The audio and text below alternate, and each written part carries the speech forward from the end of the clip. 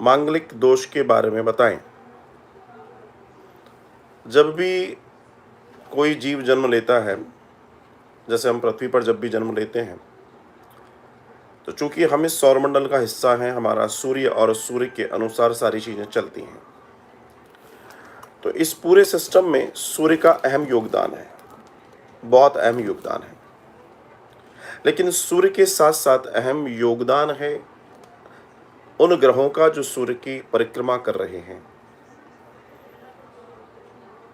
जल की उपस्थिति पृथ्वी पर है, तो जब भी सूर्य से प्रकाश निकल रहा है तो वो अन्य ग्रहों से टकराता है और टकराकर वापस पृथ्वी पर आता है।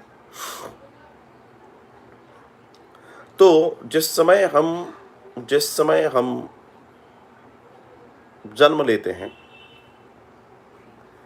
तो हर चीज का अपना एक ऑरा होता है। तो मंगल भी अपनी गति में घूम रहा है, जो मंगल ग्रह है वो भी अपनी गति में घूम रहा है।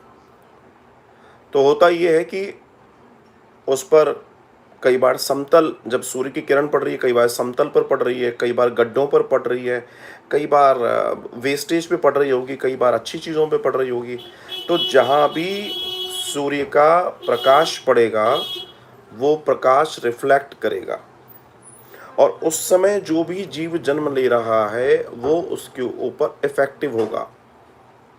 और उस इफेक्ट का सबसे बड़ा दर्शन ये आता है कि हमारे ऊपर उसका जो प्रभाव पड़ता है वो अलग अलग स्थिति के अनुसार पड़ता है, कोई भी ग्रह हो।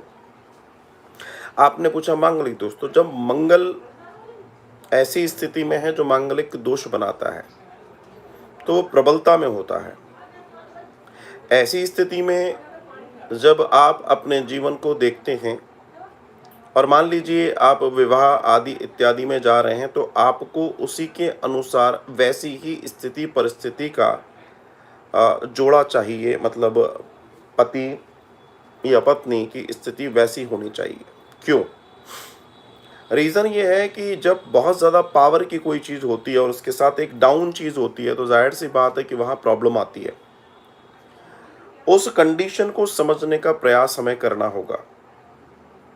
तो मांगलिक दोष, हाँ, कई बार ये होता है कि मंगल को काटने के लिए किसी हाउस में आपके साथ, जैसे शनि है वो प्रबल अवस्था में बैठा है सामने वाले का, तो ज़रूरी नहीं है कि मांगलिक का मांगलिक के साथ ही विवाह हो। अगर उसका शनि प्रबल है या इस तरह की भी स्थिति होती है तब भी देखा जा सकता है। तो ये स्थिति होती है। धन्यवाद।